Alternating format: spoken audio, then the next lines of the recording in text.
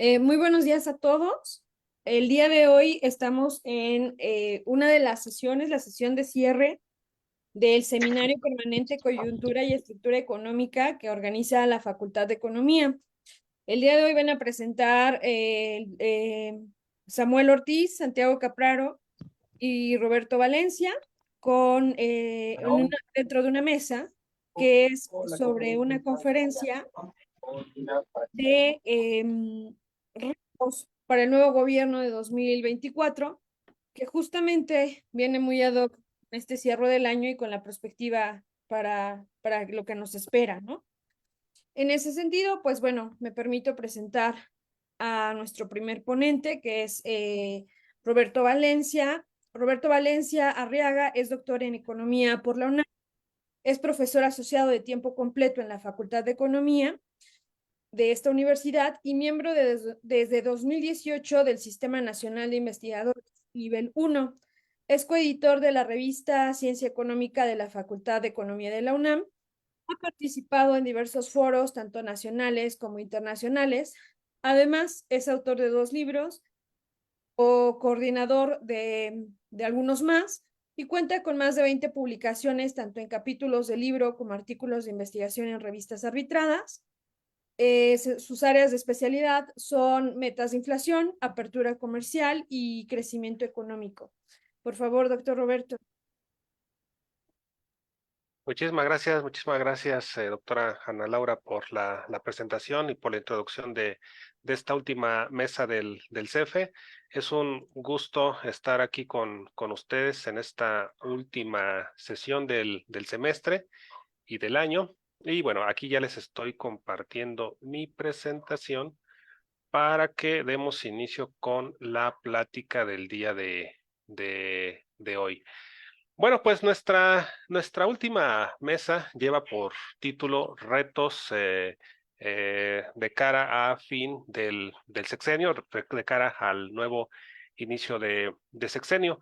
En esta sesión voy a platicarles brevemente sobre estos retos, pero en particular me voy a centrar en dos variables, en el tema de la inversión y en el tema del mercado de trabajo, pero en concreto ahí sobre un punto que anda por ahí volando y pues nueva información que tenemos el día de hoy sobre mercado de trabajo. Entonces, alrededor de eso es que va a girar la plática de este espacio de parte mía. Bueno, déjenme comenzar con esta gráfica. Vamos a revisar aquí cuál ha sido la evolución de la inversión, tanto privada como pública. Cuando arrancó este sexenio, hubo una caída muy importante de la inversión en general, pero eso no es exclusivo de este sexenio, sino que desde el 2015, como se puede ver aquí, la inversión privada ya se venía cayendo. Cuando arrancó el presente sexenio, tuvimos una caída más marcada y pues ya sabemos, vino después el tema de la pandemia, lo cual pues agudizó aún más la caída. El proceso de recuperación fue lento, desde muchas voces se escuchaban que era difícil que pudiéramos retomar el nivel de inversión que se había dado desde antes que el actual gobierno tomara el poder. No se veía por dónde. De hecho, pues hasta donde vemos a inicios del 2022, la inversión privada estaba muy lejos de lo que se había tenido al inicio del sexenio. ¿Y qué decir de la inversión pública? La inversión pública igual. No obstante, algo pasó en el 2020, finales de 2022, inicios del 2023, y comenzó a darse un crecimiento muy marcado. Ahí tenemos este picote de la inversión privada y pues nos ha llevado a niveles que desde hace mucho tiempo no se veían, una participación muy sólida. También alcanzamos a ver un repunte de la inversión pública. Entonces, pues algo ocurrió aquí en el mercado, en nuestra economía, que es lo que mantiene también la dinámica fuerte de cómo es que se ha dado la evolución del producto a estos últimos meses, trimestres. Bueno, hace año y medio más o menos, hace 2 años, aquí en el CEFE comentamos que la inversión tenía un componente estacional que tenía que ver algo, o al menos parecía así verse, con el tema del ciclo político. Es decir, en aquella ocasión señalábamos que cuando venía un cambio de régimen, cuando venía un nuevo partido, pues parecía verse una caída en la inversión. Allá nosotros mostrábamos este dato como cuando llegó el PAN en 2000, tuvo una caída en la inversión hasta el segundo trimestre del año 2000 que comenzó a darse esa recuperación nuevamente. Pero vino al inicio del gobierno esa caída. Esta caída no se dio con Calderón, como sabemos, pues era el mismo PAN el que gobernaba y pues mantuvo ese crecimiento hasta más adelante que se encontró con la crisis del 2008. Cuando llega Peña Nieto, nuevamente vuelve a darse esa caída y muy cercano al momento de cuando se da otra vez la recuperación con el caso de Fox. Llega AMLO y pasa otra vez esa caída. Solamente que pues AMLO se encuentra con el tema de la crisis por COVID y pues tuvo esa caída pues mucho más marcada. Y es curioso, pero durante el segundo trimestre del año 2 o durante el año 2, si lo queremos ver también con Peña Nieto, es que viene la recuperación. Es decir, por alguna situación que puede parecer extraña, pero vamos a tratar de encontrar alguna explicación sobre eso. eh, Cuando hay un cambio de partido que está gobernando, se da esta caída y normalmente les cuesta un año, un poquito más de un año, para que venga la recuperación de la inversión. Mucho tiene que ver quizá con un proceso de aprendizaje, un proceso operativo, un proceso también que suele obstruir la evolución del gasto. Muchas veces al inicio de los sexenios, pues suelen haber muchas complicaciones operativas que el dinero no circula hasta más adelante y eso es lo que comienza a generar una nueva dinámica de la economía. Entonces, argumentamos en aquella ocasión que a partir de la segunda mitad de este sexenio era muy probable que viniera la recuperación de la economía y argumentábamos también de que si había continuidad en el poder, de acuerdo con los datos que teníamos, era probable que la inversión también mantuviera su dinámica. No estoy diciendo forzosamente que tenga que ser así, pero los datos al menos sugieren que cuando se da ese cambio de partido, pues viene una caída, reacomodo de los poderes, lo que quieran, pero se alcanza a ver aquí algo que es interesante y que ya veremos después con el resultado de quién sea el nuevo presidente. Desde luego que aquí la caída que tuvo AMLO pues fue mucho más grave que la que haya tenido cualquier presidente, pero a partir del año 4, a partir de ese último trimestre, viene la recuperación y viene ese gran pico que veíamos en la gráfica anterior, que es cómo nos encontramos ahora. Si nosotros revisamos cómo se comporta la inversión como proporción del PIB en promedio durante la primera mitad y la segunda mitad de los gobiernos, podemos encontrar cómo la segunda mitad siempre tiene una mayor participación, tiene siempre una mayor dinámica que la primera mitad. Mucho puede ser producto de eso que ya hace rato comentábamos. En particular, aquí observando el caso del gobierno de AMLO, durante la primera mitad, en promedio se tuvo una participación de 18.43% sobre el PIB, lo cual nos deja por debajo de Peña, por debajo de Calderón.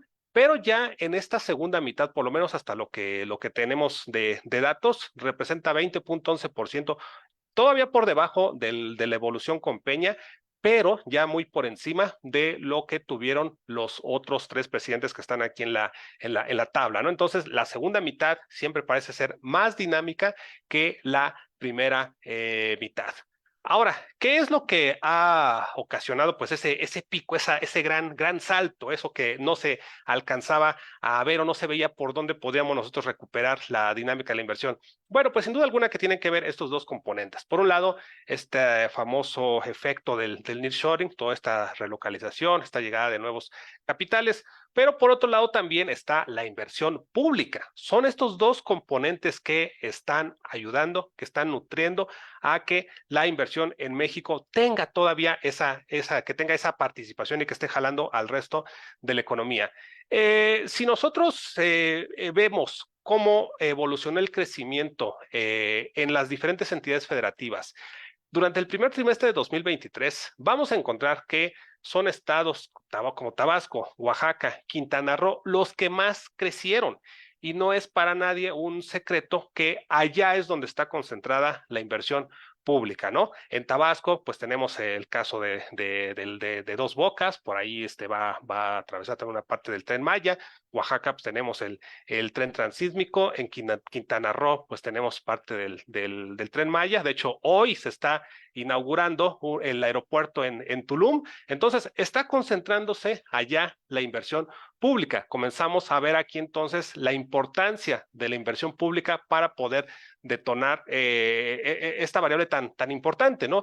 Y que nos deja también signos de que ese efecto crowding out que se suele mencionar mucho en la economía ortodoxa no forzosamente ocurre. Al contrario de ello, puede haber un excelente complemento entre la inversión pública y la inversión privada. Cuando el carro no funciona, que no funcionaba aquí en México, la inversión no se veía por dónde, de algún lugar alguien tiene que empujarlo. Y el que lo tiene que empujar, pues es el gobierno. Así no lo hacen ver en sus documentos, Keynes, Kalecki, toda esta tradición que resalta la importancia de la inversión pública cuando la privada no está funcionando. Otra variable interesante, importante, tiene que ver con la industria de la construcción. Si una industria resultó afectada con la presente administración, fue la industria de la construcción. No es un secreto que mucho de la construcción pues tomó o se quedó con el ejército, ¿no?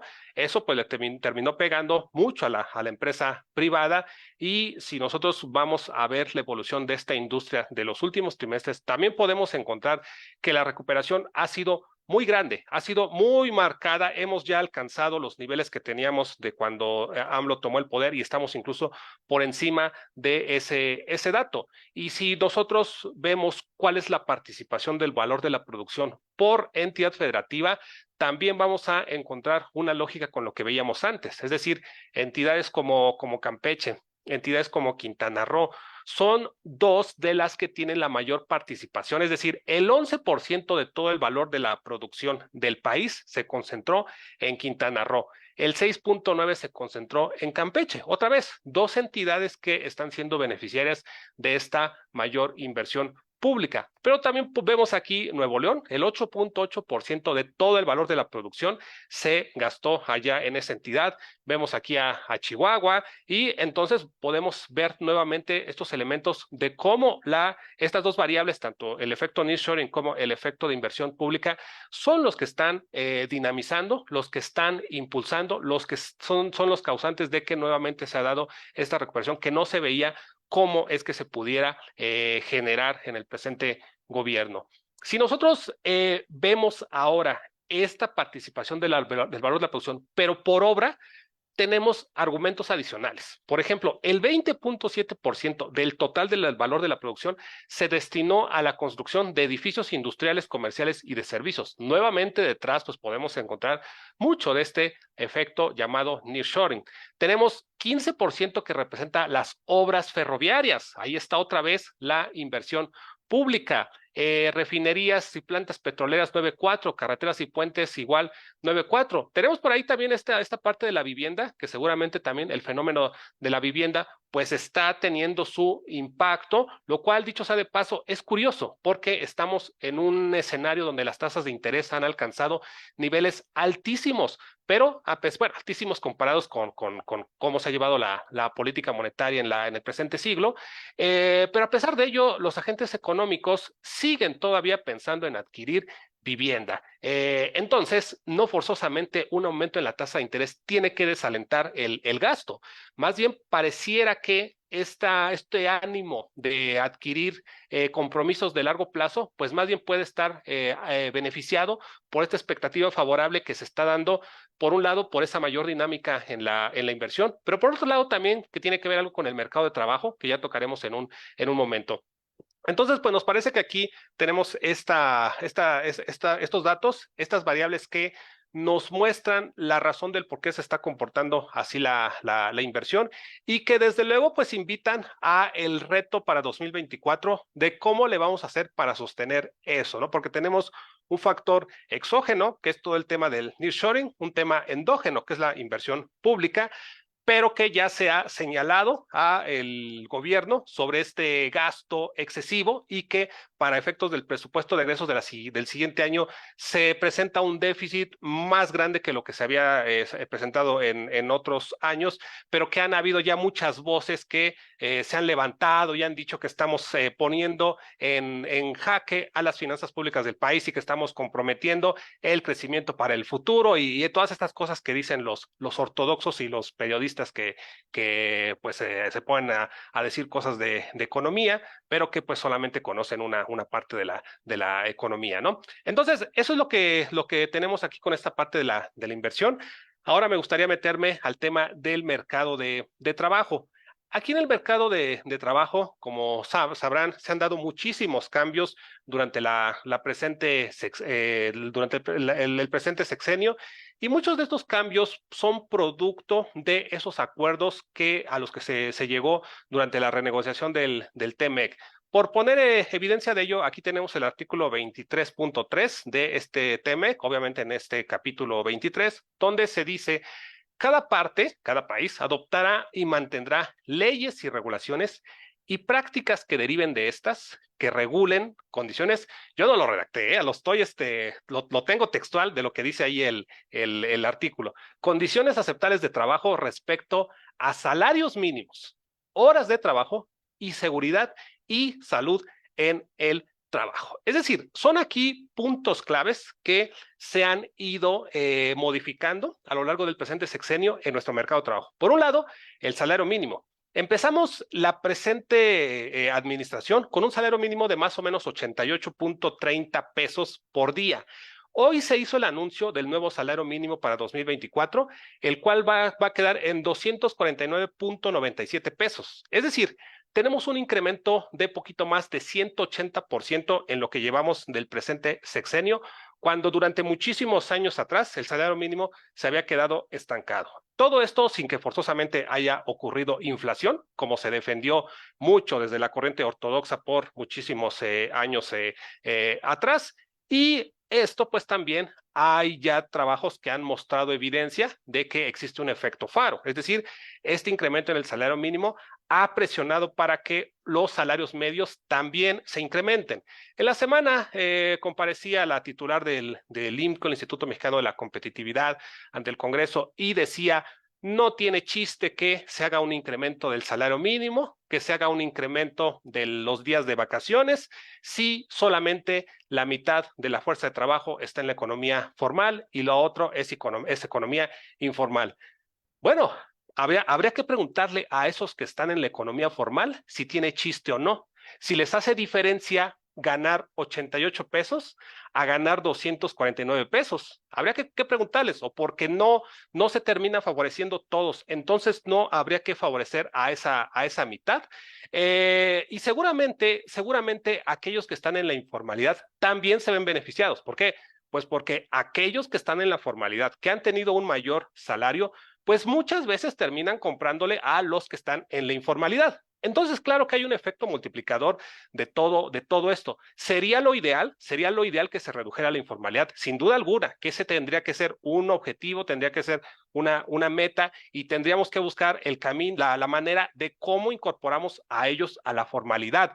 Pero eso es algo más complejo. Eso no ocurre por decreto. Eso necesita un proceso mucho más complejo y el aumento en el salario mínimo sí ocurre por decreto. Bueno, atrás hay una negociación, pero si el Estado no está de acuerdo, no quiere dar esa formalidad de que se dé el incremento, no va a ocurrir. Durante mucho tiempo hubo un crecimiento importante en la productividad y nunca creció el salario. Entonces, no forzosamente si crece el salario, pero no forzosamente si crece la productividad, no forzosamente si crece la economía, se dan aumentos en el salario. El tema del salario es una cuestión más de negociación, una cuestión de lucha por la distribución del ingreso y una cuestión formal que tiene que aparecer en una ley que al final del día respaldan tanto empresarios como el gobierno, ¿no? Y ahí tenemos este efecto. Y precisamente un punto acá importante que se está discutiendo ahora tiene que ver con las horas de trabajo laboradas. Nuestro país reconoce 3 tipos de jornada de trabajo. La jornada diurna, donde se elabora máximo 48 horas a la semana, la jornada nocturna, donde son 40 horas, y la jornada mixta, donde son 45 horas.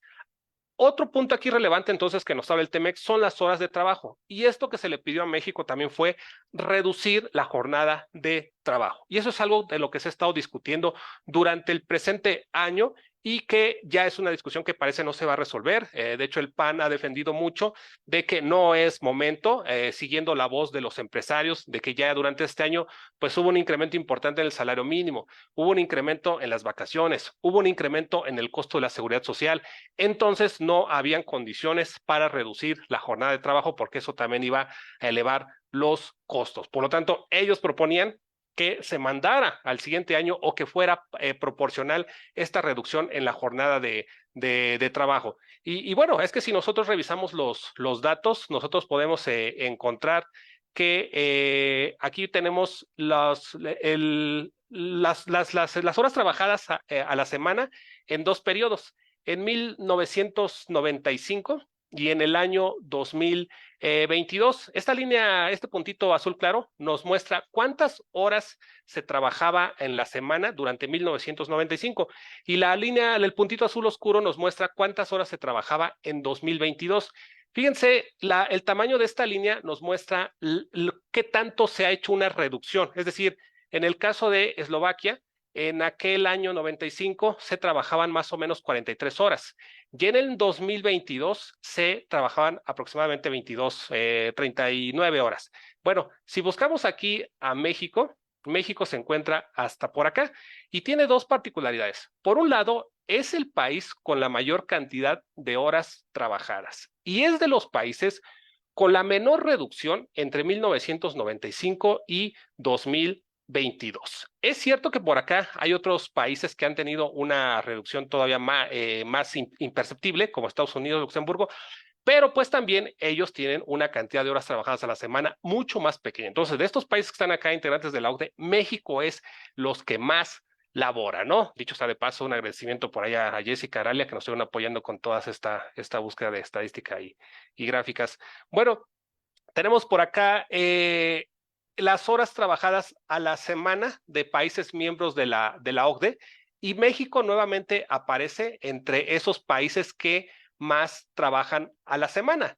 Y si vemos las horas trabajadas por año, pues México resulta ser el que más trabaja al año. Entonces, no hay duda alguna de que México tiene que trabajar en esto, de que es un cambio que va a pasar, de que es un cambio que ahora se votó, se mandó para el siguiente año, pero va a tener que ocurrir porque está dentro de estos acuerdos del TEMEC que se tienen que ajustar estos costos que ahora pues eran más o menos, bueno, comparados contra nuestros socios, muy bajos en términos laborales.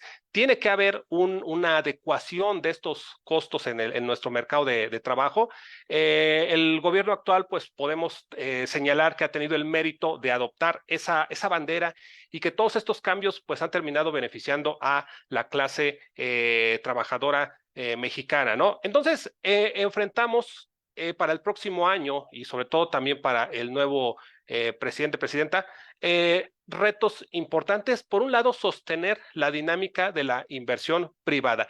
¿Qué se va a hacer para poder sostener eso? Y creemos que la única manera de cómo podemos mantener esa dinámica es que nos quitemos de la mente esta idea de que existe un efecto crowding out, es decir, la inversión pública es complementaria de la inversión privada y la inversión pública es la que puede ayudar a sostener esa dinámica de la inversión privada. En algún momento se va a terminar esta oleada del nearshoring, pero ¿cómo le vamos a hacer para sostener esa dinámica? Tendrá su propio efecto multiplicador esta inversión privada, pero ahí la inversión pública tiene un reto importante si es que queremos mantener estos volúmenes, estas tasas de crecimiento. Y por otro lado, también continuar con esta mejora en las condiciones de trabajo. Ya en lo que llevamos de la administración se han dado muchísimos cambios que han terminado favoreciendo a nuestro mercado de trabajo y al mercado interno de manera general, pero aún hay mucho que hacer. Aún hay muchísimos cambios que están pendientes. Entre ellos, pues queda la discusión del aguinaldo que se había propuesto que subiera de 15 a 30 días. Y bueno, ya para no robar más tiempo, aquí lo dejo y más adelante si hay dudas con algo, con gusto retomamos la discusión. Muchas gracias, doctor Roberto. Justo para la dinámica, vamos con los tres expositores y al final daremos tiempo de preguntas, así que si tienen alguna, por favor, manténgala en una nota. Entonces pasamos a la presentación de Samuel Ortiz. Él es doctor en economía por la UNAM y maestro en estudios sociales por la Autónoma Metropolitana. Es profesor asociado C de tiempo completo, adscrito a la División de Estudios Profesionales de la Facultad de Economía de la UNAM y tutor en el posgrado de Economía de la misma institución. Imparte asignaturas en temas de desarrollo económico, comercio exterior e inversión directa. Es miembro del Sistema Nacional de Investigadores Nivel 1. Actualmente es responsable del proyecto del programa de apoyo para proyectos para innovar y mejorar la educación, PAPIME, bajo el título Propuesta didáctica para la enseñanza de contenidos curriculares de la asignatura Operaciones de Comercio Exterior. Sus trabajos abordan las características de la inserción comercial de México con Estados Unidos y China, los determinantes de la inversión fija bruta en la industria mexicana y los determinantes y efectos de la inversión extranjera directa. Por favor, doctor Samuel. Bueno, muchas gracias, Ana Laura, por la presentación. Voy a apoyarme en unas láminas eh, y está vinculado al trabajo que ya presentó el profesor Roberto, ¿no? Voy a hablar de el papel que desempeña México en este fenómeno de regionalización del comercio y la inversión, y que no obstante que tiene verificativo, ¿verdad? Desde al menos 2010, en el caso de México es a partir de 2018 cuando se comienzan a observar algunas dinámicas, ¿no? Haré referencia a una nota sobre el contexto internacional en el que se desenvuelve la regionalización del comercio y la inversión y luego avanzaremos a una discusión con respecto a si estamos ante nuevas dinámicas en materia de inversión privada, tanto de capital nacional como extranjero, desde el año 2018. Me voy a concentrar en la respuesta, ¿no? O sea, ¿qué estamos haciendo la actual administración para aprovechar el fenómeno, ¿no? O sea, en términos de que estos flujos de comercio e inversión impacten en indicadores del desarrollo, particularmente en productividad, ¿no? Y la última parte estará dedicada a las conclusiones. En el contexto internacional, quiero únicamente señalar, ¿no?, que desde el año 2008, eh, la economía mundial atraviesa por un retroceso en la métrica de la globalización económica y luego de este fenómeno que se lleva a conocer como hiperglobalización que caracterizó a la década de 2000. Este retroceso en la métrica se materializa en menor inversión directa, entrante y saliente en la economía mundial, eh, lenta expansión del comercio de mercancías y caída en la tasa de rentabilidad de las inversiones, así como un freno a los indicadores de captura de valor. Y el fenómeno coincide a su vez con una mayor proveeduría de Asia con alta captura de valor y la respuesta particularmente de Estados Unidos para reducir la creciente presencia comercial con alta captura de valor de parte de Asia. Desde 2010 en adelante, Estados Unidos aplica un grupo de instrumentos, ¿verdad?, de alcance proteccionista y que se materializan en más regulación a la inversión extranjera directa de origen chino, a la imposición de aranceles a productos chinos que no se relajan con Biden. De hecho, actualmente la tasa arancelaria a productos chinos está por arriba del 11%. En la propia renegociación del Telecan o ITEMEC y en la política industrial, ¿no?, y acciones puntuales de parte de la administración Biden para reactivar la industria nacional frente a China. Claro, no tenemos que pasar por alto que posiblemente también en la caída de la inversión en la economía mundial hay un componente vinculado a la emergencia de las empresas digitales y tecnológicas ligeras en activos fijos y que pueden ser una causa también de esta caída de las inversiones. Bueno, estos procesos se aceleran a través de la interrupción de cadenas de suministro derivados de la crisis sanitaria y están impulsando un fenómeno de regionalización de las cadenas de valor, donde actualmente la geografía, la variable institucional TEMEC y los costos laborales, porque desde 2014 los costos laborales en México ya son más bajos en comparación con China, y ello a pesar de la fuerte, importante recuperación del salario mínimo en México con la actual administración. Son factores, ¿verdad?, que pues se convierten en determinantes del flujo de comercio e inversión y que coinciden con el cambio de gobierno en México, ¿no? O sea, y la pregunta, bueno, ¿cuál es la respuesta para dar cuenta de aprovechar estos fenómenos globales que se materializan en el caso de México en un boom de inversiones directas y que, claro, hay que señalar, ¿no? O sea, este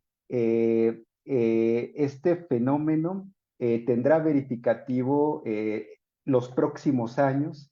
Actualmente, y como vamos a ver, la estadística, ¿verdad?, no identifica cambios de nivel en los montos de inversión extranjera directa capturadas por México, ¿no? Y en el caso de Estados Unidos, a partir de un proceso de retorno de las inversiones a la economía americana. Bueno, antes de abordar el caso de México, me voy a detener solamente, ¿verdad?, de un momento a dar cuenta de un fenómeno que ocurre en Estados Unidos, ¿no?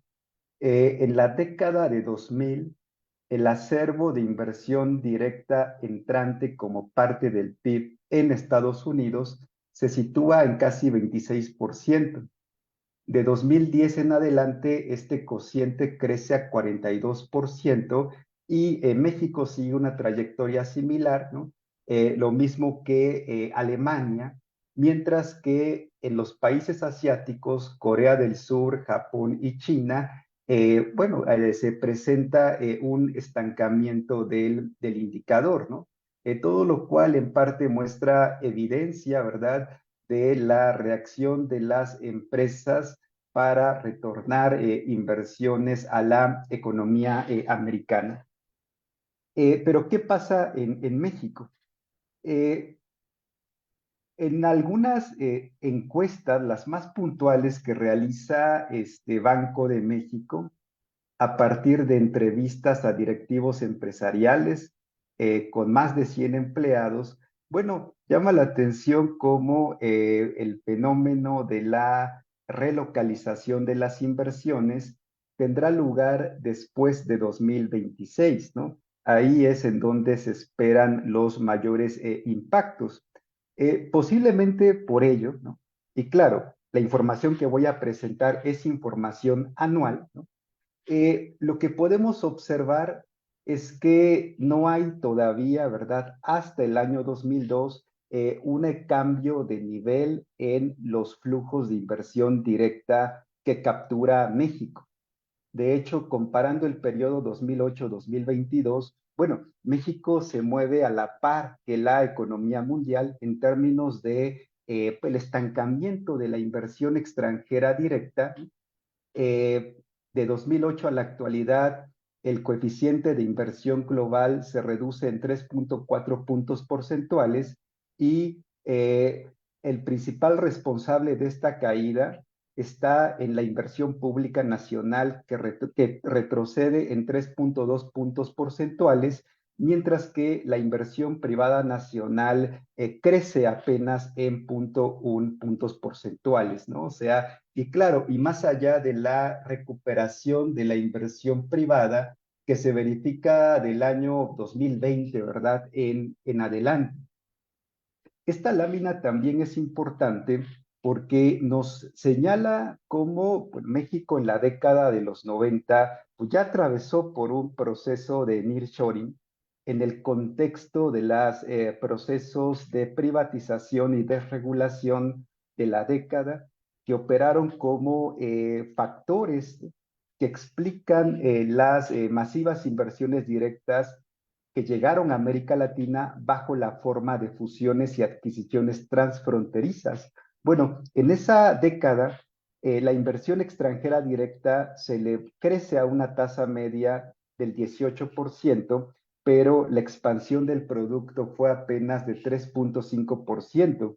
Este dato es importante porque en diferentes espacios se ha señalado como este fenómeno de deslocalización de la inversión puede permitir a México crecer a tasas, ¿verdad?, al menos del 5%. Y la respuesta que tenemos es que sin políticas activas vinculadas a aprovechar el fenómeno, bueno, o sea, como pasó en la década de los 90, podemos estar los próximos años ante inversiones dinámicas, pero sin impactos en indicadores de desarrollo económico. Entonces, a nivel de las encuestas, no sea, bueno, sea, seguramente los próximos años observaremos reacomodos por las características del fenómeno. Este proceso impactará a las entidades federativas del norte, a las manufacturas y particularmente a las integradas a cadenas de valor. Tiene una manifestación regional donde las principales ciudades, particularmente del norte y del centro, serán las más beneficiadas y tiene una manifestación también a nivel de la rama de la actividad económica, donde destaca como la rama que produce componentes electrónicos y donde, por cierto, se localiza, ¿verdad?, la manufactura de semiconductores opera como la más impactada en los próximos años. También quiero comentar, ¿no?, o sea, con ustedes, cómo de 2018 a la actualidad, la inversión directa dirigida a la manufactura eh, reduce inversión promedio, reduce su monto promedio cuando se le compara con el periodo 2007-2017. Se reduce la inversión directa que tiene como origen a Estados Unidos y crece la inversión asiática, particularmente la originada en China, Corea del Sur, y claro, también estamos ante una importante participación, creciente inversión argentina en manufacturas. Pero el dato que más llama la atención, pues es el dato de China, ¿no? O sea, con un aumento, ¿verdad?, de un crecimiento, ¿verdad?, de 400%, ¿verdad?, de los montos promedios de inversión directa desde el año 2018. Pero claro, no tiene impacto a nivel macro porque la inversión china en México es todavía muy pequeña, no llega al 1%, ¿no? El otro dato que quiero compartir con ustedes es el vinculado a la capacidad que tiene la inversión directa para generar empleo. Y lo que podemos señalar es que la máxima generación de empleo en México se da a través del comercio exterior, exportación e importación, y ello está asociado al fenómeno de la maquila, donde la propiedad de las maquilas es de capital nacional, sin inversión directa, porque la relación con la multinacional se da a través de contratos. Y por ello, en materia de inversión extranjera directa, ¿no? O sea, lo que observamos es que solamente un grupo de 25 ramas de la actividad económica elevan el ritmo de expansión de la inversión directa de 2018 en adelante y con respecto al periodo previo, pero solamente en 8, este incremento de la inversión directa se acompañó de generación de empleo, donde destacan componentes electrónicos. Tenemos un grupo de otras 5 ramas donde crece la inversión directa, pero la expansión del empleo ocurre a ritmos inferiores a los del periodo previo y destaca particularmente el caso de ramas que integran a la cadena autopartes automotriz, mientras que tenemos un grupo de ramas que han perdido en materia de generación de empleo y donde destaca, ¿verdad? Particularmente el caso de las ramas de la industria hilo textil vestido y de industrias siderúrgicas. Por ello, el análisis de correlación y el análisis, ¿verdad?, econométrico revela que la inversión directa no tiene impactos en la generación de empleo. Para la generación de empleo es más importante la expansión del producto. Y claro, detrás de la expansión del producto está la reactivación de la inversión pública como un componente fundamental, ¿no? A nivel de la entidad federativa, y en línea con lo que señalaba ya Roberto, ¿no? Lo que observamos es que son 3 entidades, Chiapas, Oaxaca y Tabasco, las que desde 2018 crecen aún, presentan tasas de variación promedio anual positivas.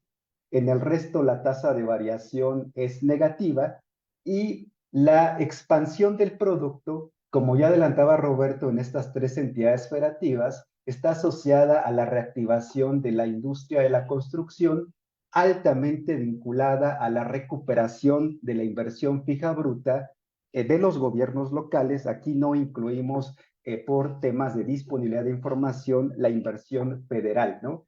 Y llama la atención cómo estas características también se asociaron a una reactivación de la inversión extranjera directa. De hecho, a nivel de la entidad federativa, ¿no?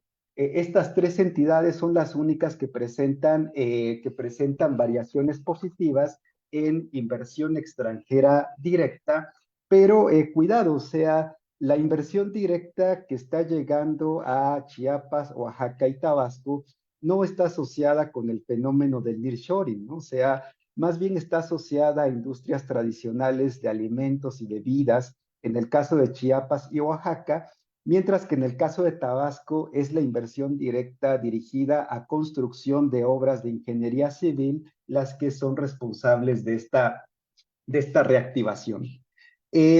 Entonces, el último tema que quiero compartir con ustedes tiene que ver con políticas industriales. ¿Qué está haciendo la administración actual para impactar, ¿no? Para aprovechar este fenómeno de regionalización de las inversiones? Y el último año ha sido muy importante porque en junio de 2023, ¿verdad? En el Diario Oficial de la Federación aparece el decreto por el que se fomenta la inversión de aquellas empresas que inviertan en los polos de desarrollo para el bienestar del Istmo de Tehuantepec. en agosto de 2023 a través del decreto que impone tarifas arancelarias a 392 productos con los cuales México no tiene firmados tratados de libre comercio y la tarifa arancelaria que predomina es del 25%. Y el decreto de octubre, un decreto porque se otorgan incentivos fiscales a empresas para aprovechar el fenómeno del nearshoring. Llama la atención la alineación de las ramas impactadas y en estos dos últimos minutos quiero referirme al decreto de las tarifas arancelarias, ¿no? 360 fracciones arancelarias, ¿verdad? Que van a sufrir un incremento del 25% y que estará vigente hasta el año 2025.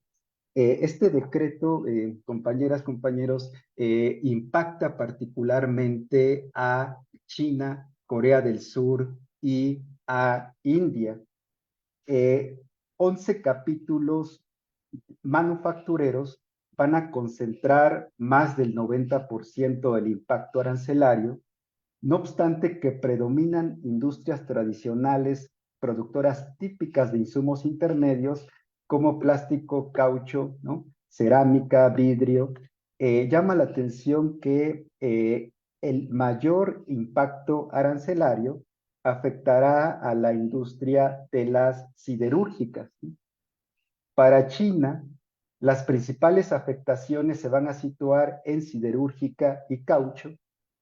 Eh, para Corea del Sur, además de las anteriores, destacan los vehículos terrestres y para India, los impactos se van a localizar particularmente en cerámica, vidrio y siderúrgica.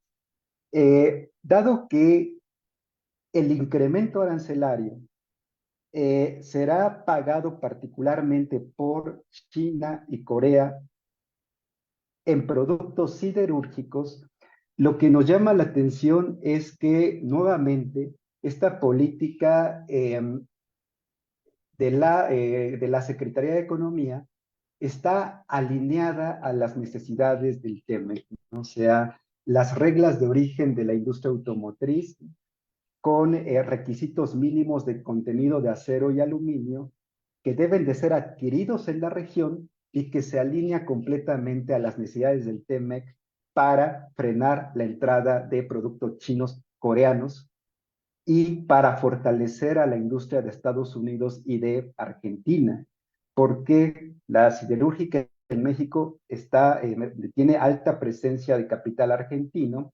Este boom de inversiones argentinas que mostrábamos en láminas anteriores se debe solamente a una empresa, el Grupo Teichin, a través de sus filiales extranjeras en México. Y también hay que hacer referencia a la labor de la Cámara Nacional de la Industria del Hierro y del Acero, la Canacero, su labor de cabildeo para que sus propuestas prosperen. Claro, la Canacero es dominada por empresas de capital extranjero que responde más que a una lógica nacional a los intereses de Estados Unidos y esta necesidad de reactivar una industria estratégica para Estados Unidos y que inicia con importantes incentivos desde los tiempos de Trump, ¿no?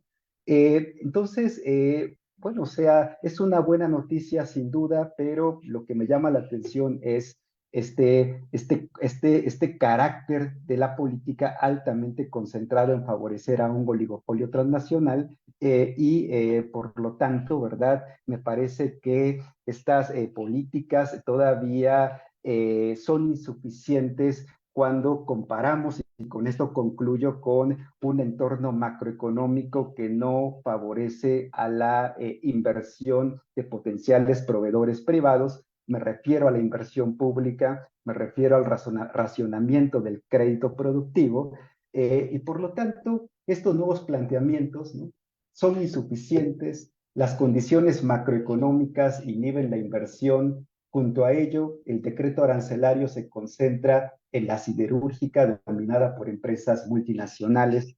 Por ello, la importancia de la reactivación de la inversión pública, del crédito productivo, y en línea con el TEMEC, la importancia de impulsar programas de capacitación para el trabajo y de desarrollo para proveedores, ¿no?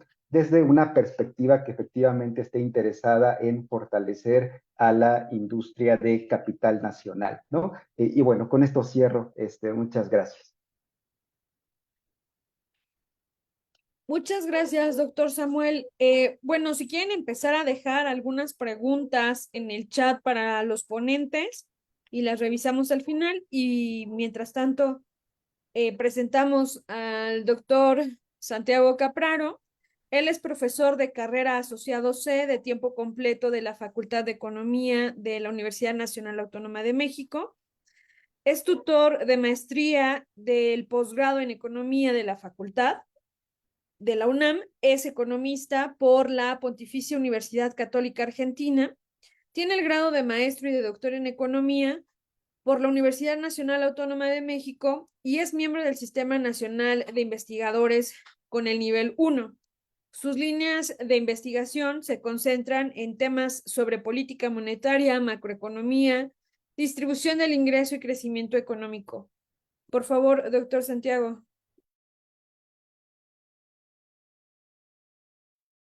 Muchísimas gracias a la doctora Ana Laura por la presentación. Primero, aclarar que la verdad que es un placer, un gusto y un honor estar compartiendo con la profesora Ana Laura, con el doctor Valencia y con el doctor, el doctor Samuel y con todos los que están aquí presentes en esta sesión del CEP. Entonces, voy a proceder a compartir pantalla y la presentación.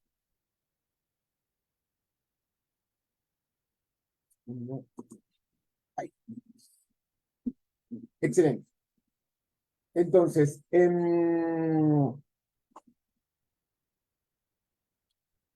esta pequeña presentación que organicé está pensada en términos de algunas cuestiones que hemos reflexionado en durante el último sexenio para plantear cuáles son los retos que tiene y que va a tener el nuevo gobierno a partir de lo que deja el sexenio actual. Este es un conjunto de trabajos, que voy a presentar aquí algunos resultados, que están realizados con distintos coautores, Diego Sánchez, Sebastián Martuchelli, algunas gráficas realizadas por Cristian de la Huerta, otros de trabajos con Carlos Panicchi, también con el propio Roberto Valencia, pero esta presentación me voy a hacer cargo yo para no andar responsabilizando a mis coautores. Entonces, a partir de lo que ya nos explicaron tanto Roberto como Samuel, voy a tratar de resumir algunas cuestiones que aquejan a la economía nacional en términos del corto, el mediano y el largo plazo para plantear cuáles son los retos que va a tener el nuevo gobierno cuando asuma y para seguir avanzando en algunas cuestiones que ha desarrollado el gobierno actual. Entonces tenemos en el corto plazo las cuestiones relacionadas con la inflación y con la estabilidad financiera nacional e internacional. En el mediano plazo, las cuestiones relacionadas a la distribución del ingreso y la inversión pública, y finalmente el largo plazo relacionados al crecimiento de la productividad laboral, y voy a cerrar con una pequeña reflexión acerca de la estructura de las políticas públicas.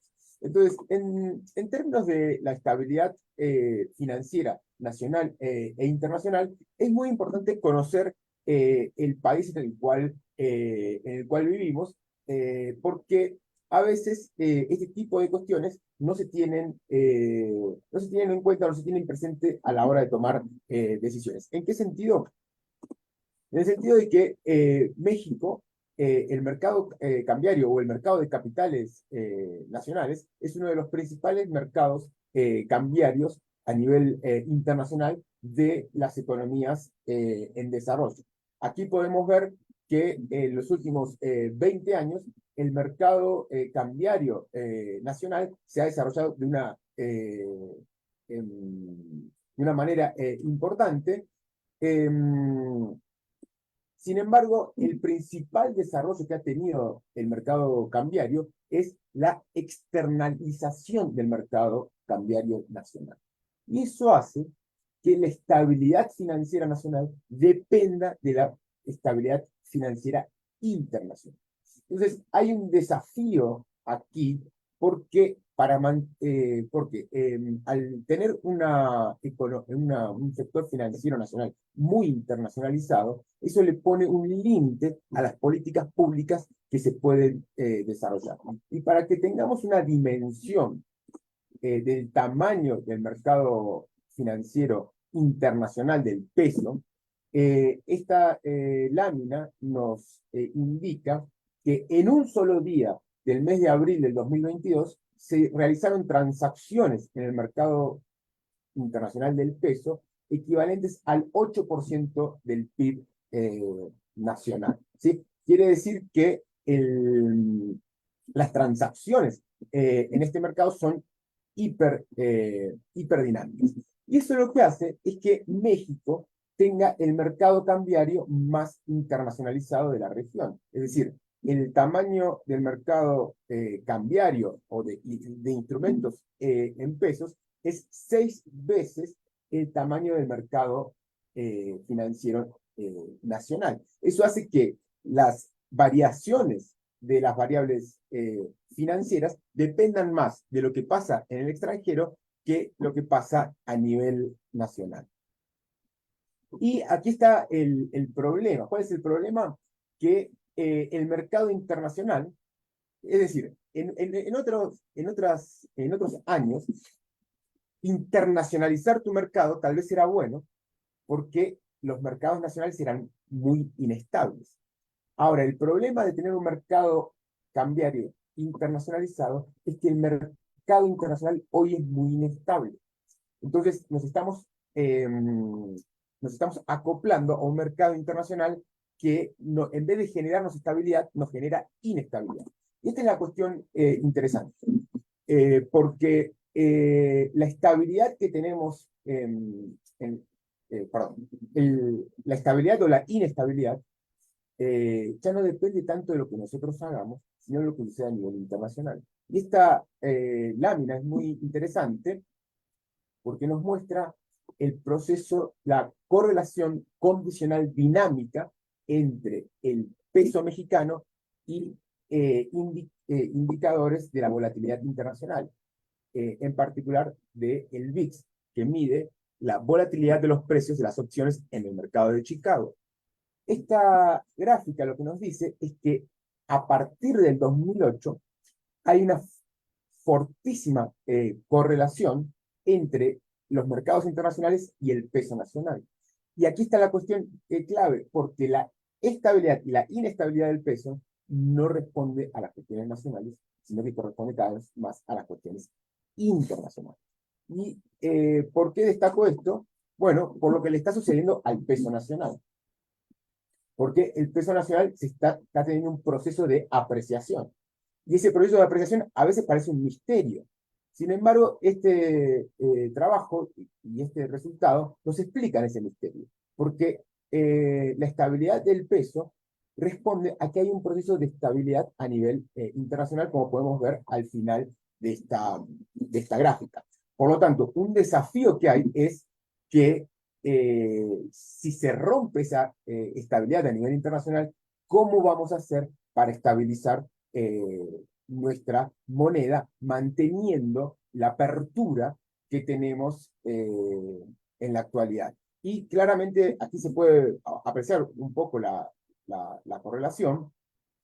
Los resultados son de modelos econométricos más complejos, pero claramente si hay un proceso de inestabilidad a nivel internacional, vamos a sufrir y por lo tanto tenemos que reflexionar cómo evitamos que la inestabilidad a nivel internacional se genere inestabilidad a nivel nacional a través del mercado cambiario. ¿Por qué? Si bien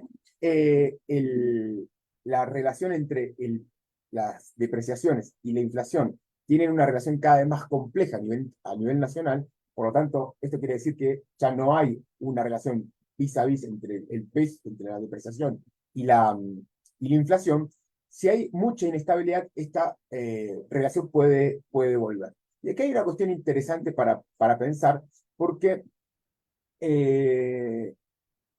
la estabilidad del peso también ha coadyuvado, de alguna manera, a estabilizar la inflación. Y la cuestión aquí es muy importante entender cómo se ha controlado la inflación. Aquí hay una pregunta fundamental para entender nuestra economía. Le da un valor muy grande a lo que se ha hecho en términos de la política monetaria y la política fiscal para controlar la inflación. Sin embargo, también hay un proceso que hay que tener en cuenta, que la inflación está bajando de manera persistente y está convergiendo a la meta, principalmente por una baja de la inflación no subyacente, que ha generado que la inflación subyacente comience a disminuir. Pero observemos que la inflación no subyacente ha bajado a niveles atípicos. Fíjense que antes del 2000, antes de la disminución actual, solamente durante la pandemia tuvimos inflaciones no subyacentes negativas. Y eso nos tendría que prender las alarmas, porque seguramente la inflación subyacente va a aumentar y eso va a generar problemas para controlar el proceso inflacionario. Y aquí hay una cuestión interesante. Aquí hay una cuestión interesante. Porque a veces, como los canales de transmisión de la política monetaria en México son débiles, en el sentido que los incrementos en la tasa de interés no siempre tienen un correlato en términos de disminución de la demanda efectiva, y menos en la actualidad, sí hay un proceso de disminución en la demanda de crédito. Observemos que hacia el final del periodo, cuando tenemos las tasas de interés cada vez más altas, hay claramente una disminución de la utilización del crédito por parte de las empresas para financiar el capital de trabajo. Y eso quiere decir que, de alguna u otra manera, el incremento en la tasa de interés sí está debilitando la dinámica económica. Por lo tanto, quiere decir que el desafío que tiene el nuevo gobierno es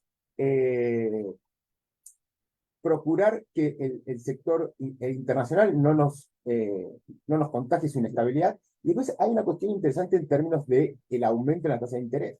Es decir, hay que generar un proceso de coordinación entre el Banco Central, entre el Banco de México y la Secretaría de Hacienda, para que estas tasas de interés tan altas no tengan un impacto negativo como lo están teniendo sobre el crédito, para que no le pongan un freno a la demanda efectiva. Ok. Ahora, a mediano plazo, y aquí hay una cuestión que ya nos comentó Roberto y también Samuel, hay una cuestión que hay que destacar de este gobierno, que es la recuperación de la mejora en la distribución del ingreso. Esa es la parte positiva. La parte no tan positiva es que la mejora en la distribución del ingreso es bastante marginal, ¿sí? Nosotros podemos ver que en los años 70 la participación de los salarios en el ingreso era aproximadamente el 40% del PIB. Y en el 2018 se llegó a un nivel mínimo de una participación del 25% del PIB por parte de las remuneraciones.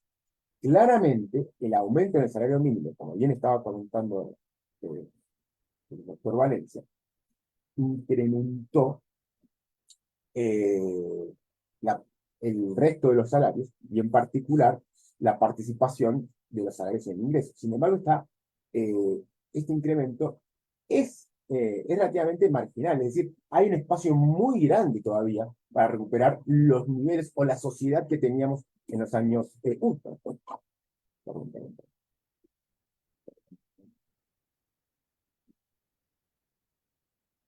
los años 70. Por lo tanto, y acá tenemos la recuperación del salario mínimo, que fue lo que generó esta recuperación de la participación de los salarios en el ingreso. Ahora, observemos, ¿sí? Observemos que la participación de los salarios en el ingreso, que tiene en cuenta el crecimiento de la productividad, que también lo mencionaba el doctor Ortiz, respecto de que en la actualidad el costo laboral en México hoy es más bajo que el costo laboral en China, lo que puede estar relacionado con la productividad nacional y con el salario real. Lo que hay que hacer referencia es que, si bien la mejora es más persistente, es decir, no tiene que ver con lo que pasó en la pandemia, sino que se ha mantenido después de la pandemia. Y aquí es interesante este punto, porque el correlato del incremento de la participación de los salarios en el ingreso es una menor participación del excedente bruto de operación.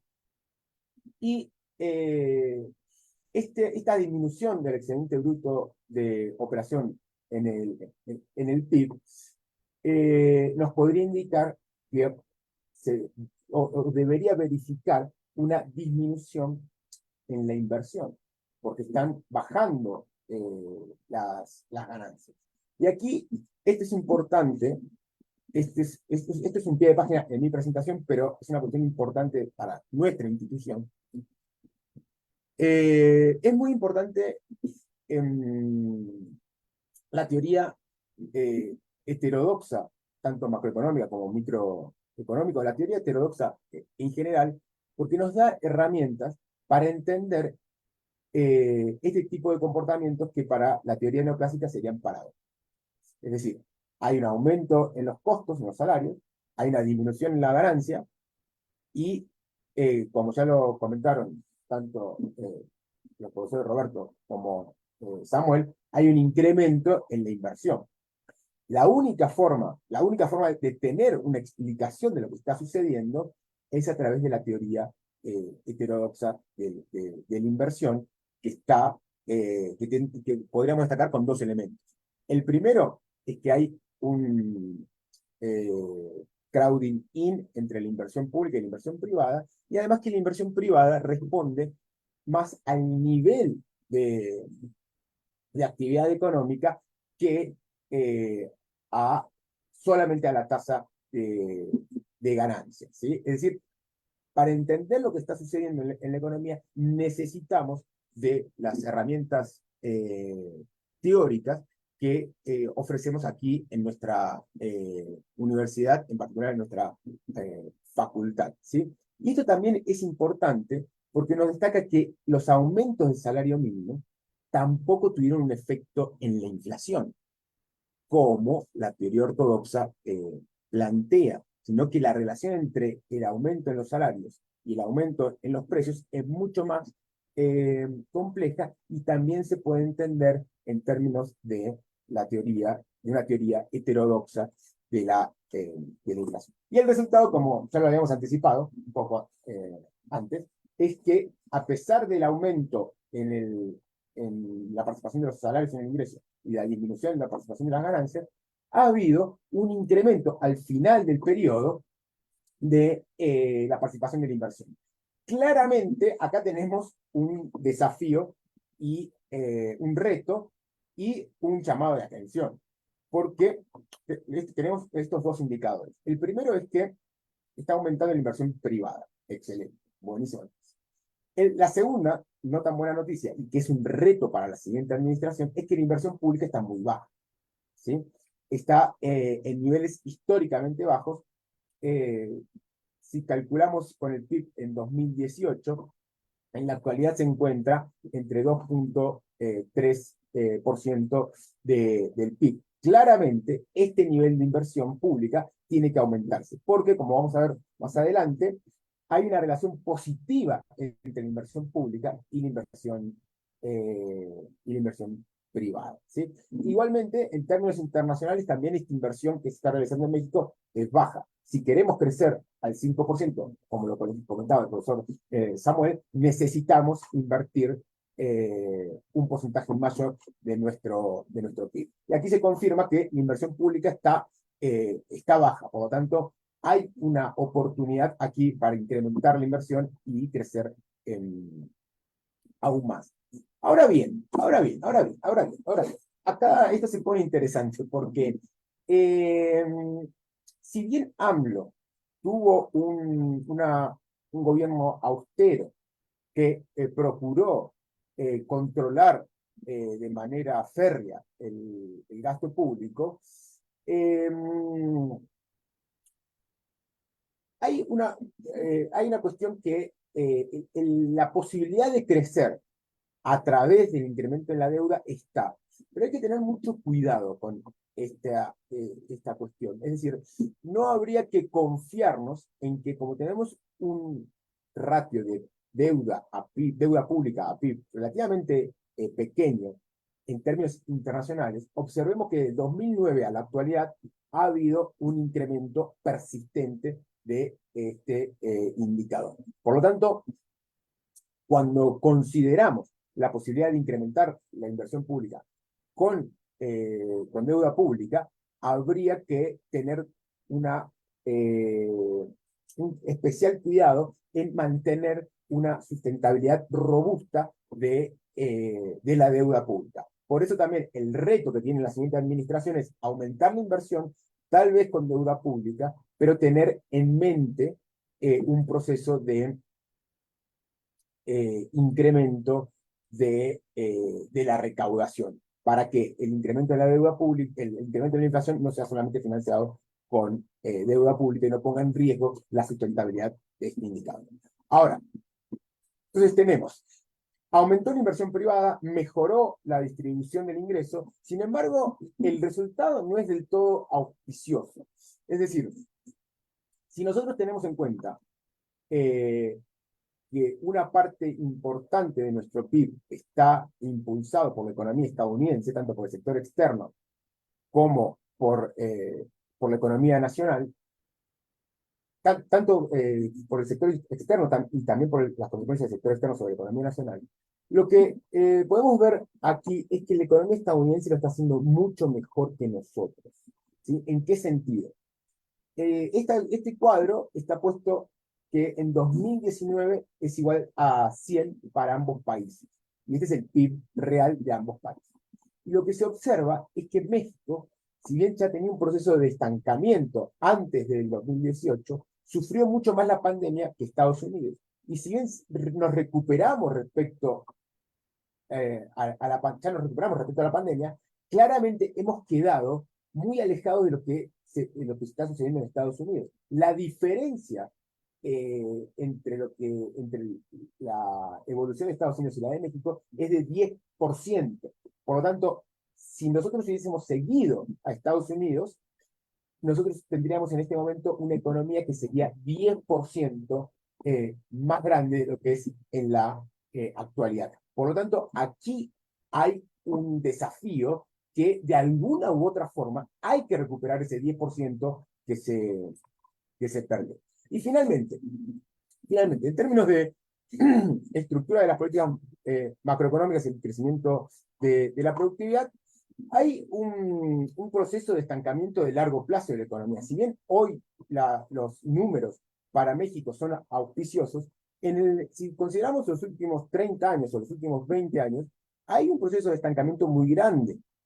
Aquí, por ejemplo, están de 1990 al 2020, y lo que se observa es que la productividad laboral en México es muy similar a la del 2020, es muy similar a la que se tenía en 1990. Por lo tanto, los desafíos son enormes. Y como claramente lo señalaba el doctor Ortiz, aquí no tenemos que prenderle la vela al santo del nearshoring, también Roberto lo mencionó, sino aquí hay que hay que prender los motores de las políticas estratégicas nacionales, tanto para incrementar el tamaño del mercado nacional como para que el sector externo sea un motor del crecimiento nacional, que no lo ha sido en las últimas décadas. Aquí hay simplemente unos resultados sobre los que estamos trabajando en la actualidad, que quería traerlos a esta presentación porque me parecen interesantes. Y el primero es que, correctamente, como estábamos comentando antes, hay un crowding in tanto en la economía nacional como para la economía latinoamericana, entre la inversión pública, entre perdón, primero, hay una relación positiva entre la inversión y la productividad laboral. Esto parece obvio. Sin embargo, no en todas las teorías se plantea que esto es así. Por lo tanto, para crecer, para que crezca la productividad del trabajo, no hay que no hay que generar nuevas instituciones, no hay que mejorar la educación, aunque eso siempre es bueno, sino lo que hay que hacer es aumentar la inversión. Y el otro resultado que quería destacar aquí, que también lo comentaron el profesor Valencia y el profesor Ortiz, es que claramente hay un in entre la inversión pública y la inversión total.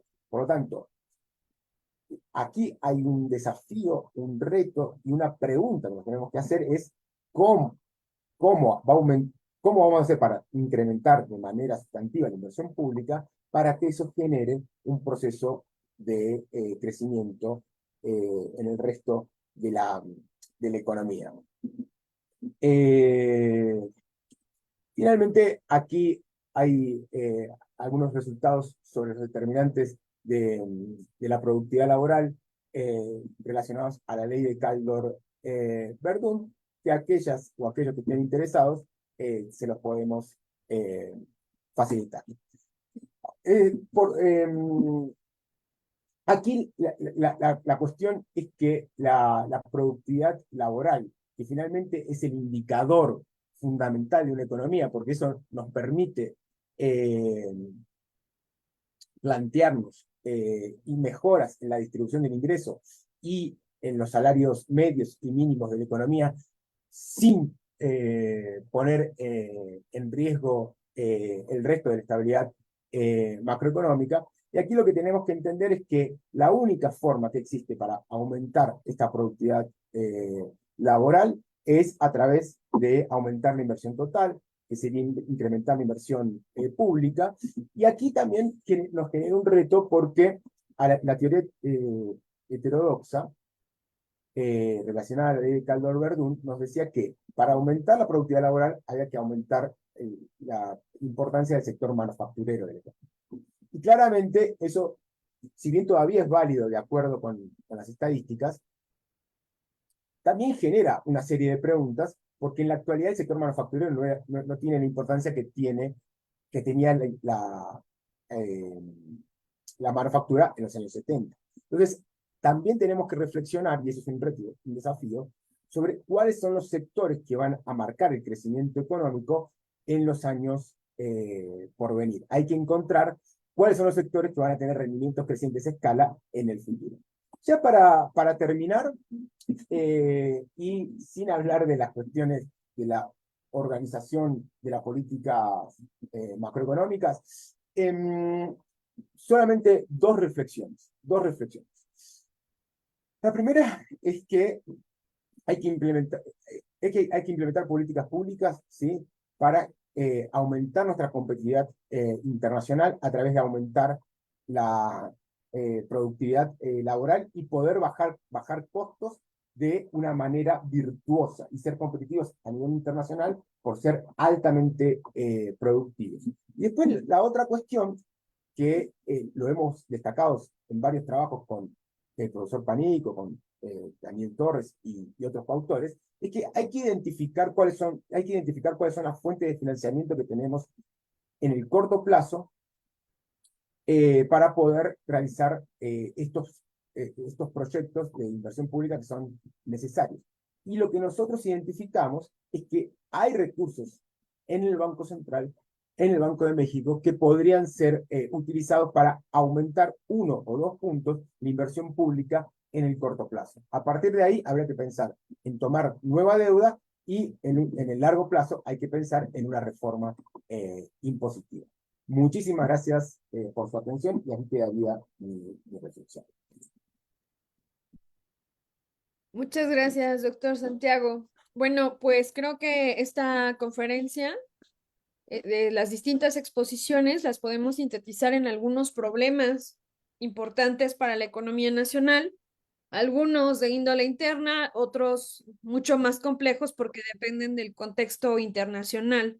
¿no? Como el tema de la inversión extranjera directa, el tema de las divisas, pero lo interesante creo es que las tres exposiciones se debería de apostar por la inversión pública, con esta parte de la factibilidad que existe a partir de cómo se establezcan las fuentes de financiamiento.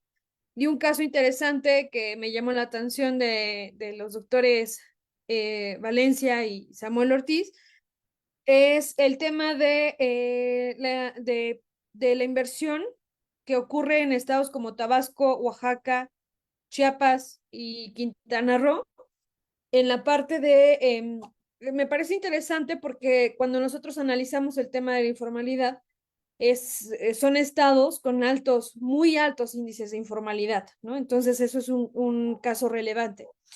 Y bueno, pasamos a las preguntas. Estaba aquí haciendo un poquito de tiempo para que los compañeros dejaran sus preguntas.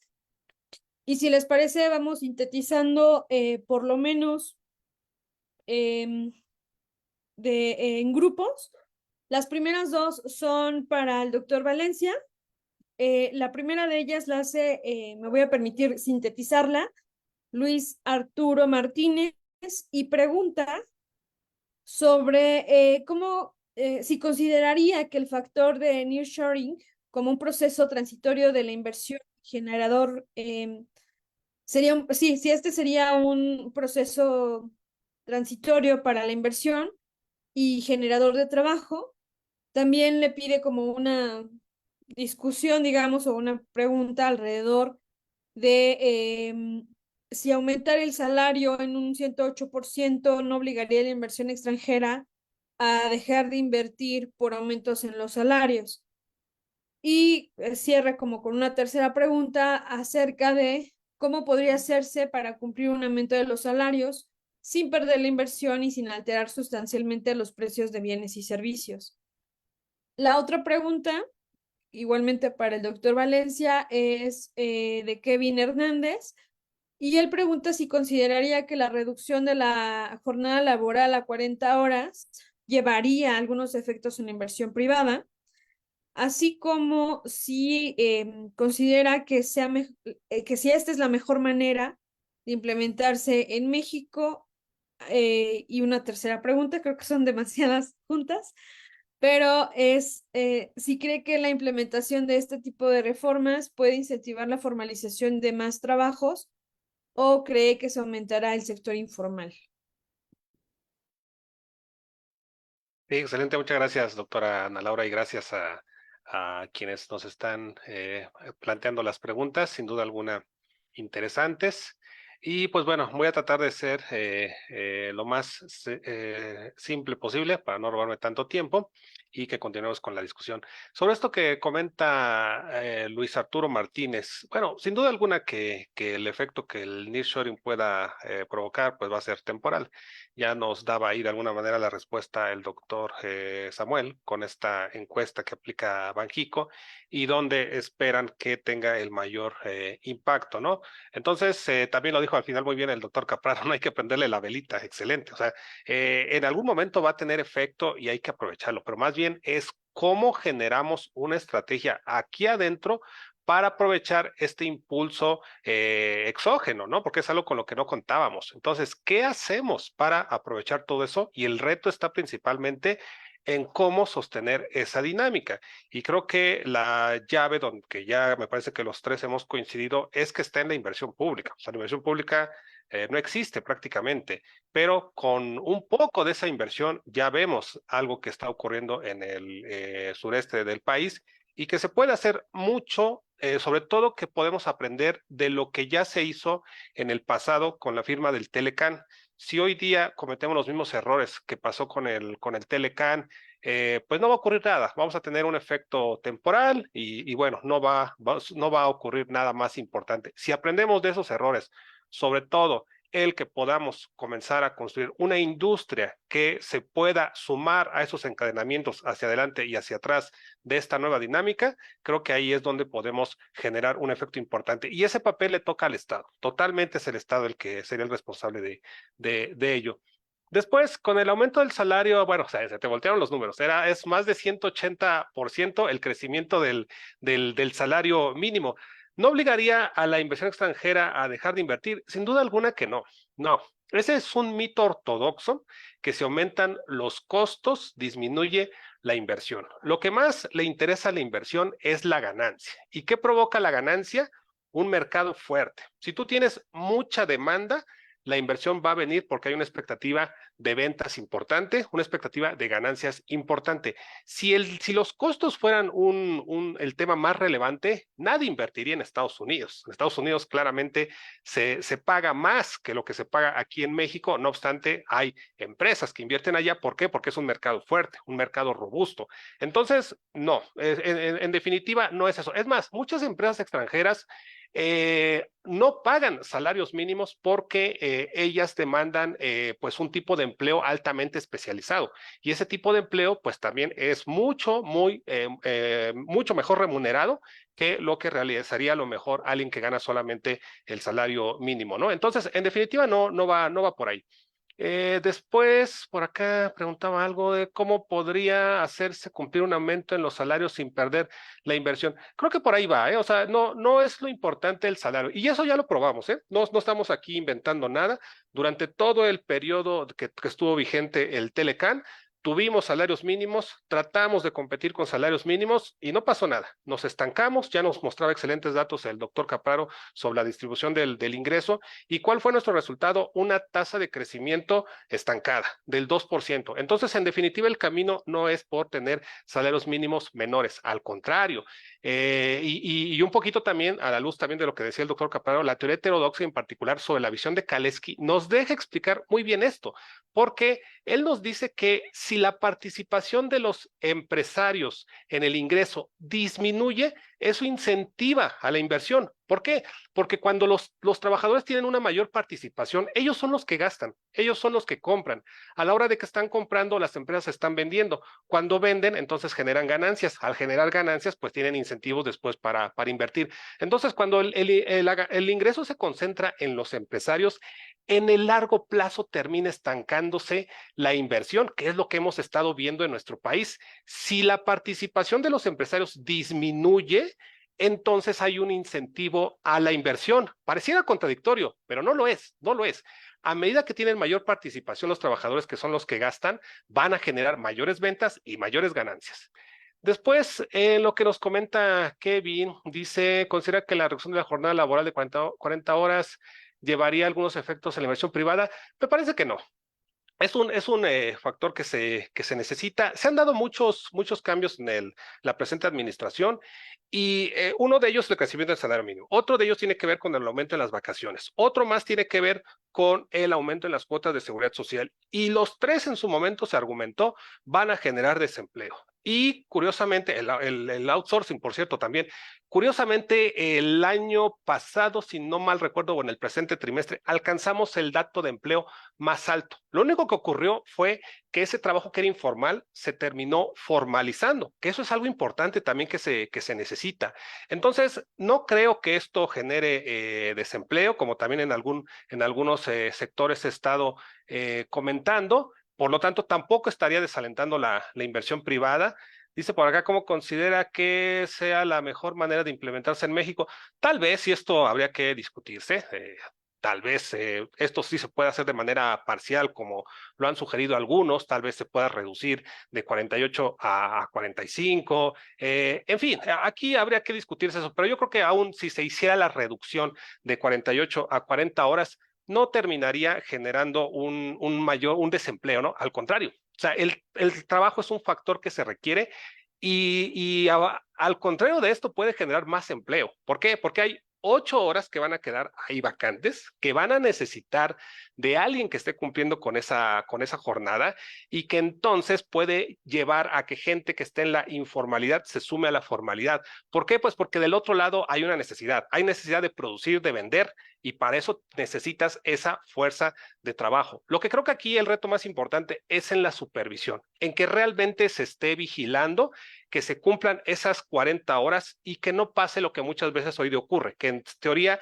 el tope es de 40 horas, pero a veces los trabajadores terminan haciendo 55, incluso 60, sin que eso se pague como tiempo extraordinario, porque esa también puede ser otra situación que ocurra, que es en el papel se va a 40, pero en la práctica sigue siendo lo mismo. Entonces aquí hay un papel del Estado que tiene que vigilar que esto se cumpla, ¿no? Y finalmente, la implementación de esta reforma puede incentivar la formalización de más trabajos. Creo que sí, creo que por ahí es un poquito lo que ya les comentaba. Eso yo creo que en el mediano plazo sí va a incentivar a que haya más trabajo formal. Al final del día, toda la economía se beneficia de tener una clase trabajadora con un mayor poder adquisitivo. Ya probamos el otro modelo y no funcionó. Hay que entonces ver esta otra alternativa. Sería eso, gracias. Muchas gracias, doctor. ¿Les parece si juntamos las preguntas que son para el doctor Capraro y cerramos con la pregunta de Marcela Rosales, que es una pregunta para los tres? Ahorita nos concentramos en estas preguntas para el doctor Capraro, que dice, ¿considera que en México en algún punto podría llegar a desprenderse de la dependencia tan grande que tiene del mercado internacional y qué tendría que hacer para lograrlo? Tenemos también otra pregunta de Valeria Criollo, em, que lo que ella pregunta es si el aumento de la participación del ingreso por parte de los trabajadores, seguido del estancamiento económico, podría representar expectativas negativas para los rentistas, que a su vez resulta en salida de capitales.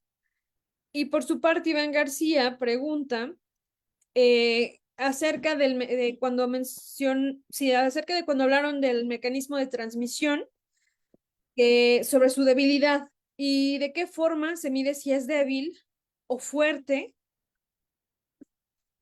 em, este mecanismo de transmisión. O si bien esto se refiere a qué tan sensible es la inflación a los movimientos de la tasa, o puede deberse a esta debilidad a lo que se conoce como qué tan profundo es el sistema financiero en la economía. Por favor, doctor Capraro.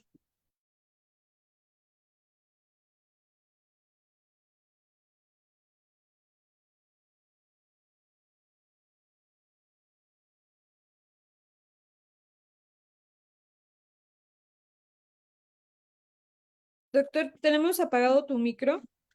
Disculpen. Ok.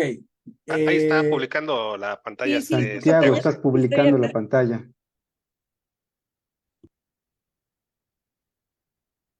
Acá está. Sí, estaba pasando algo recién, ¿no? Alguien compartió una pantalla media rara. Ya. Ok, Inhabilitamos disculpen. esas opciones. Di- Adelante. Disculpen. Entonces, la primera pregunta sobre cómo disminuir la dependencia internacional que tenemos. Entonces, la cuestión es repensar nuestra incorporación a la globalización financiera. Entonces, lo que se hizo durante los últimos 20 años fue seguir la receta tradicional, en la cual eh, siempre era bueno estar más relacionado a el sistema financiero internacional y de la forma más y de una manera de tal manera de no tener de disminuir los controles de capital, ¿sí? Entonces, eso generó una cuestión importante que es el incremento, ¿sí? La liquidez en nuestro mercado financiero. Ese incremento de la liquidez de nuestro mercado financiero tiene dos efectos. Uno bueno, que es disminuir los costos financieros en el mercado nacional. Y eso está relacionado, por ejemplo, con la existencia de derivados para comerciar en un TEMEC mucho más eficiente, la posibilidad de que los industriales o la industria se cubra de la volatilidad del sistema financiero.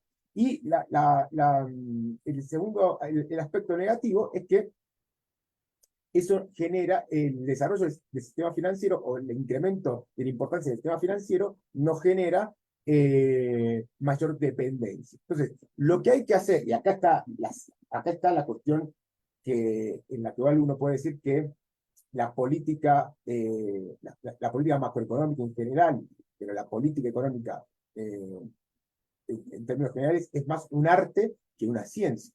Porque en términos de ciencia nosotros tenemos un proceso para alcanzar el conocimiento, pero el arte está en cómo hacer para implementar el siguiente tipo de políticas. Mantener la parte positiva de tener un mercado financiero amplio y desarrollado, sin la parte negativa de ese crecimiento del mercado financiero. Y la cuestión aquí sería tratar de generar un mix de políticas tendientes a realizar un control de capitales. ¿Sí? Este control de capitales, especialmente a la entrada de capitales, no a la salida, sino a la entrada. Y estas políticas están impulsadas por el FMI, por el Bank of International Settlement, por el Banco Mundial y por otras organizaciones internacionales, y lo que buscan es que los países no estén tan expuestos a las vicisitudes del mercado financiero internacional. Entonces la respuesta sería controles de capital, pero hay que tener cuidado con esto, porque los controles de capital son muy complejos de implementar. Entonces hay que realizarlos, pero de la manera técnica más eficiente posible. Y luego, la cuestión de los rentistas es interesante, pero a los rentistas no les importa en absoluto el salario, los salarios. El rentista está buscando el rendimiento en términos de tasa de interés. Y acá lo que hay que tener en cuenta es que los rentistas en México, los más importantes no son los nacionales, sino que son los internacionales. Y los rentistas que se ven más beneficiados por el mercado mexicano son aquellos que están, los que desarrollan su actividad de acuerdo al carry trade, es decir, esa actividad en la cual se pide prestado en países con tasas de interés muy bajas y se compran activos con tasas de interés altas, como por ejemplo en México. Entonces, el aumento del salario mínimo no tendría por qué afectar en absoluto el comportamiento de los rentistas. Muchas gracias y muchas gracias por la pregunta. Muchas gracias, doctor Santiago. Si les parece, cerramos con la pregunta de Marcela Amaro Rosales. Y si están de acuerdo, podemos responder en el orden en que presentaron. Porque la pregunta es para los tres. La pregunta dice, ¿qué tipo de política industrial sería deseable? ¿Necesitamos pensar en elegir sectores ganadores?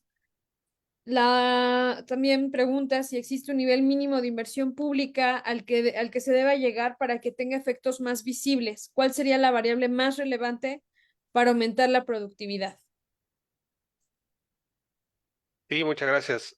Bueno, con la primera parte de la pregunta, esa se la dejo al doctor Samuel, él es el experto, yo ahí poco puedo decir, él nos podrá responder mejor.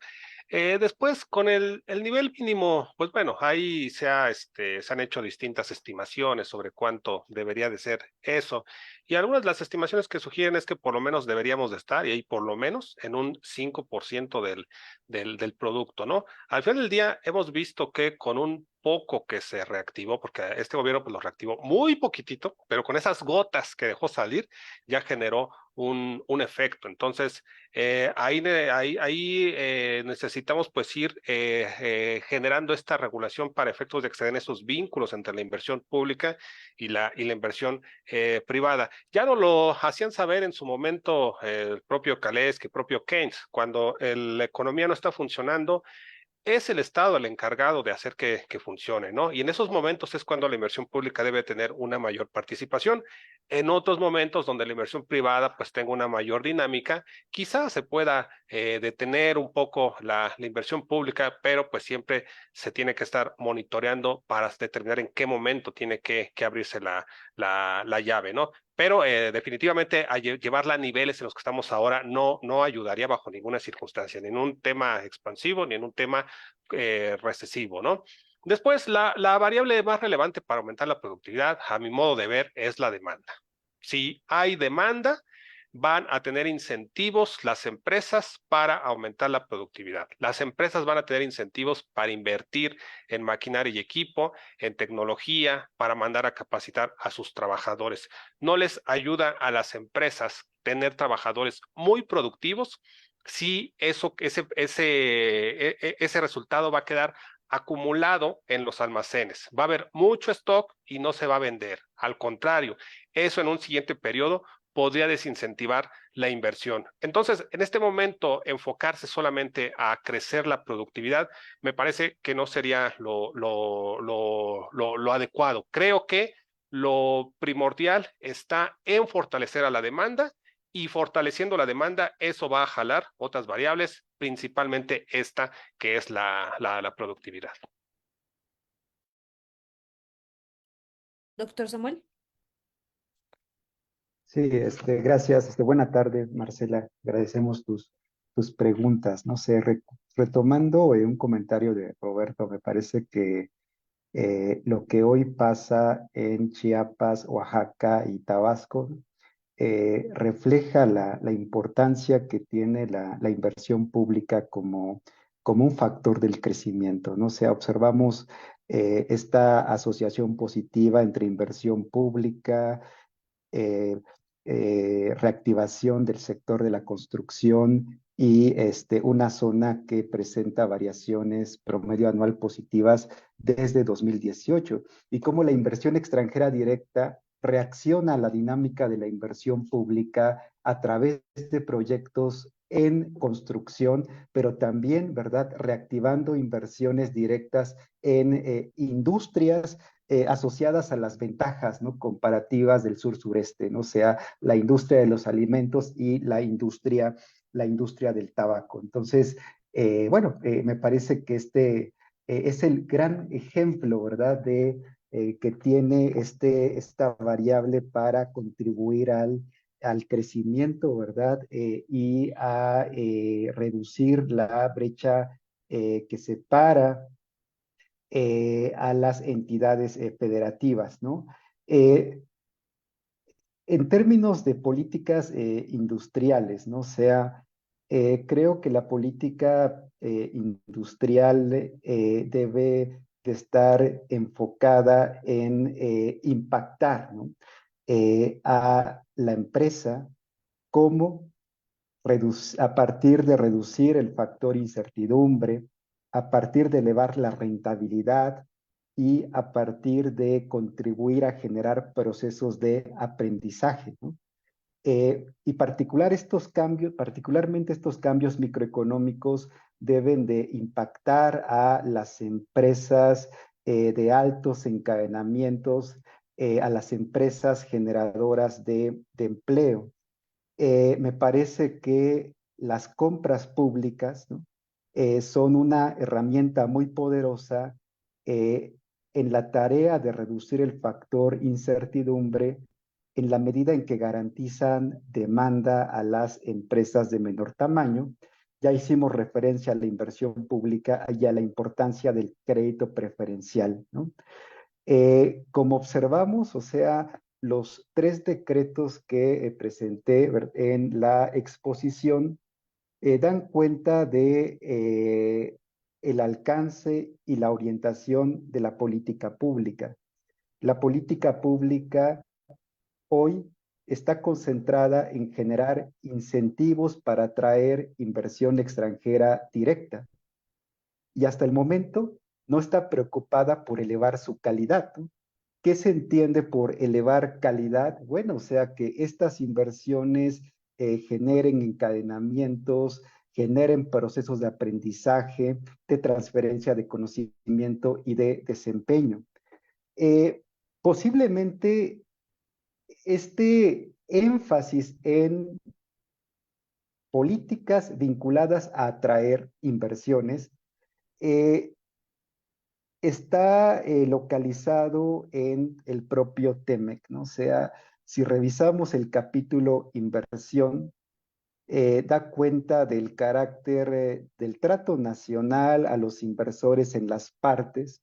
Este capítulo da cuenta de que no se le pueden imponer requisitos de desempeño a los inversionistas de las partes. Y me parece que la política pública al final está buscando identificar áreas, ¿no?, que no entren en una contradicción con los capítulos del TEMEC, ¿no? O sea, porque una implicación de una violación, ¿no?, a algún capítulo en materia de inversión, en materia de propiedad intelectual, en materia de reglas de origen, bueno, o sea, en el actual andamiaje que permite a las empresas que se consideran impactadas de forma negativa recurrir a paneles internacionales para solucionar, ¿no?, estas controversias, ¿no? O sea, es decir, me parece que la política actual es un reflejo de una administración, ¿no?, que al igual que con Peña, pues no está interesada en abandonar el TEMEC, está interesada en aprovechar lo ganado con la integración con América del Norte y bueno, busca salidas, ¿no? O sea, que permitan en parte pues aprovechar los beneficios que ofrece el nearshoring y sus diferentes manifestaciones, y una de ellas es el propio TEMEC, ¿no? Aún así, a pesar de estos candados, bueno, o sea, regreso a los comentarios del papel de las compras públicas, de la inversión pública, del crédito preferencial, de la capacitación para trabajadores, de desarrollo para proveedores, considerando que hoy para la empresa multinacional que invierte en México le interesa, ¿no? O sea, desarrollar proveedores porque pues es un requisito que marca la nueva normatividad en materia de TEMEC, ¿no? Muchas gracias, doctor. Doctor Capraro. Sí, simplemente para complementar lo que nos acaban de explicar Roberto y Samuel, y agradeciendo muchísimo las preguntas de la doctora Marcela y su participación aquí en el CEFE.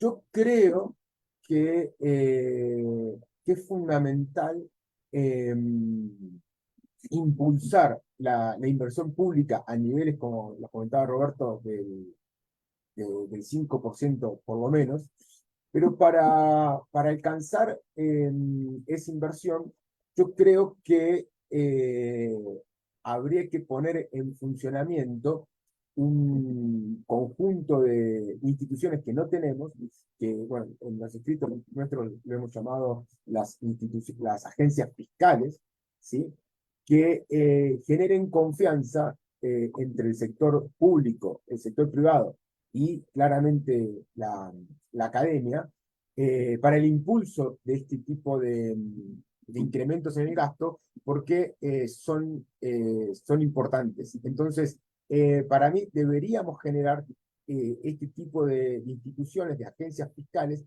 que estudien lo que necesitan los estados, que estudien lo que necesiten las empresas, no subsumir los intereses de México en los intereses de las empresas, sino que las empresas se acoplen a lo que necesita el país, y como este aumento de la inversión pública va a generar más deuda pública, hasta puede generar en el futuro aumento de los impuestos, se necesita discutirlo con el sector privado, con, eh,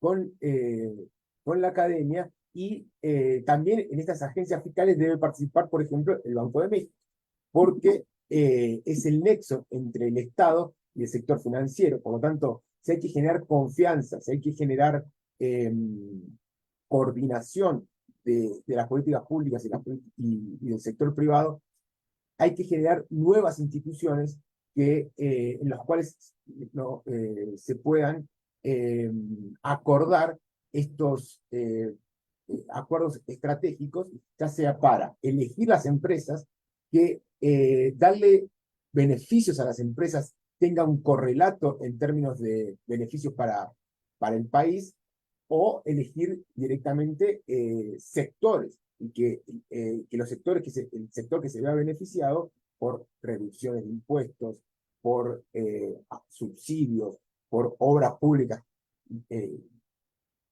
direccionadas en el sector, también se comprometa a realizar determinados tipos de inversión, se comprometa a tener determinadas políticas en términos laborales, etc. Entonces, por lo tanto, desde mi perspectiva, creo que sí se necesita tener una visión estratégica de elegir sectores, elegir empresas, pero que al mismo tiempo se les pueda apoyar, pero que tengan que tener un correlato en términos de inversión y en términos de calidad de empleo, para que sea beneficioso para la economía en su conjunto y no solamente para las empresas que participan en este proceso.